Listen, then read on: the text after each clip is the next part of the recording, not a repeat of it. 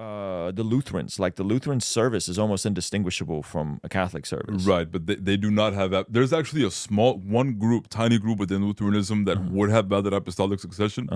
But the vast majority of Lutheranism, 99% Because Luther of it, was a monk and not a bishop. right, he was a priest, but he wasn't a bishop. Yeah. But there are some Lutheran ministers that were ordained by valid bishops that had valid holy orders. But the vast majority of Protestantism would not have apostolic succession. Yeah. Mostly it's just the Anglicans. Anglicans, because holy orders is a sacrament, and what makes a sacrament valid is that you have to have valid form and valid matter. Right. I think I talked to Pint to Aquinas about this. Yes, you did. Yeah. So the Anglicans had valid apostolic succession until I want to say the late 19th century. Okay. Because what they were doing is that they were messing with the form and matter of the sacraments, and they messed with it so much that they ended up invalidating it. So the Anglicans had valid apostolic succession. But you're saying they don't have it anymore?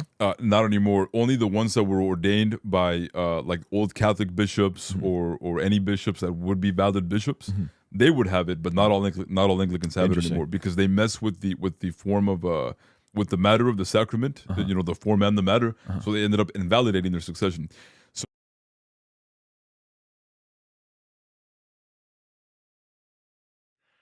There's kind of a question with regard to the Anglicans. The Anglicans hold that they have this apostolic succession. The Roman Church has famously denied this. There was a papal writing that came out, I think, around the end of the 1800s that said that Anglican orders are absolutely null and utterly void. So Rome has made its statement on the Anglicans pretty clear. But this is really important for us because they would say if you don't have a properly ordained bishop, then you don't have properly ordained priests. Because the only person who can ordain a priest is a bishop, right? And if you don't have properly ordained bishops, and if you don't have properly ordained priests, do you have proper sacraments? And they would say, no, right? So let's take a look at the Lutheran Church then. Does the Lutheran Church have this notion of apostolic succession that the Roman Church has? In some places, yeah, kind of, right?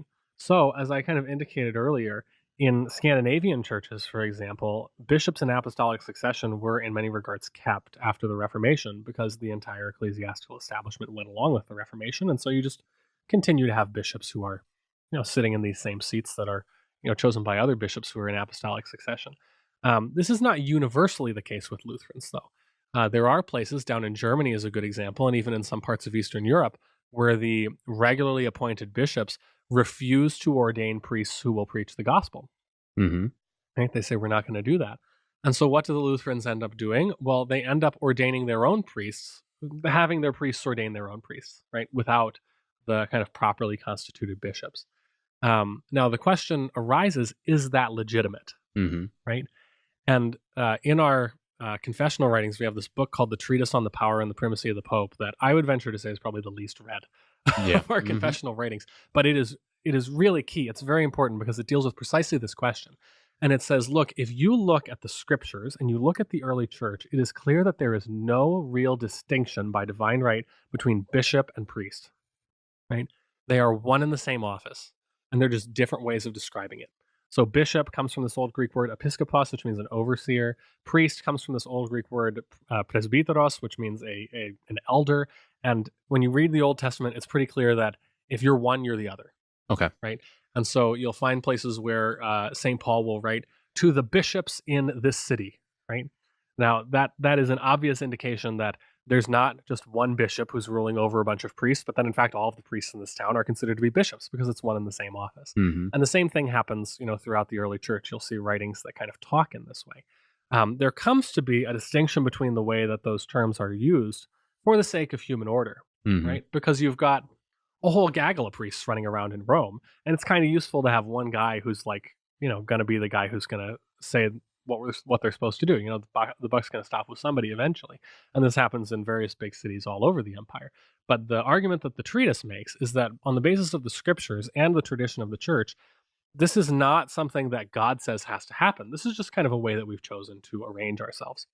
So what really matters is that we have the office of the ministry, right? Which is the thing that Christ has instituted. And then when someone is put into the office of the ministry, how is that done? Well, it's done by the whole church. And how is it done by the whole church? Well, let's think for a second about who the whole church is. The whole church is the clergy and the laity. If you put those together, you've got the whole church. And so as long as those two sets of people are acting in concert, you've got validly ordained clergy, right? And so this can happen in a variety of ways, right? One of the ways, well, we actually do both of them in the Missouri Synod, interestingly enough. One of the ways is you could have the laity decide whom they'd like to have serve them in the, priestly office, the pastoral office, and you can have the clergy confirm that choice, right?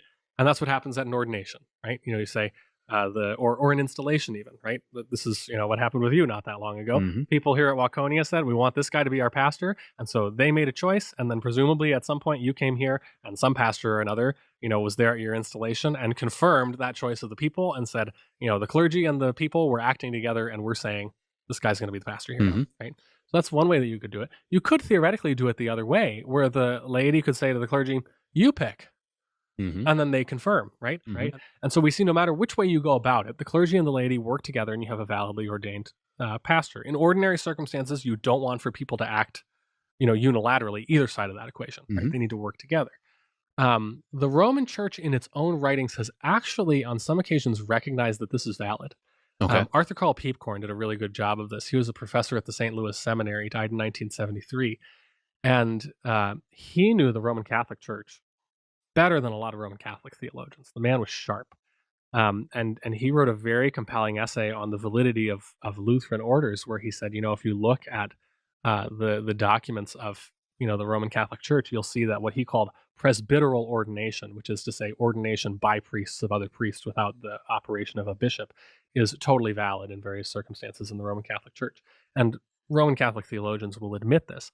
But they will frequently make the argument to, Protestants, people like Lutherans, you guys don't have validly ordained priests. You don't have you don't have real sacraments. You don't have the real church because you don't have real bishops. And to that, the Lutheran answer has often been something like, well, we have the real church because we have real doctrine. Right? We have apostolic succession because we have the succession of the apostles' doctrine. And so it doesn't matter if we have this succession that reaches back to the line of the apostles. And the thing that I just need to say to all the Lutherans who have said that is that is 100% begging the question. Right? It's a logical fallacy to say that, because they're making the argument that this passing down from, by means of the laying on of hands from one person to the other is in fact a part of apostolic doctrine. Right? You can't just say we have apostolic doctrine, but we don't have that. You either have to deny that is a part of apostolic doctrine, or you have to prove that you have it. Yeah. You have to do one of those two things. And what the Lutherans, can do by means of our confessional writings in the treatise on the power and primacy of the Pope is we can say, yeah, we actually do have apostolic succession according to this understanding of presbyteral succession, which is actually what the New Testament scriptures in the early church are talking about, right? And so we don't need to let Rome on the one hand and the East on the other hand, cut us off at the knees with this one. We can say, no, we do actually have proper apostolic succession. I have never once heard of a Lutheran pastor getting ordained without the clergy showing up and being a part of it. It's just that you guys have kind of this overly built up understanding of what that entails that doesn't really come from the scriptures. Lutherans have just as strong a case to be made there as Rome or the East do. And I think we just need to lean into that. So do they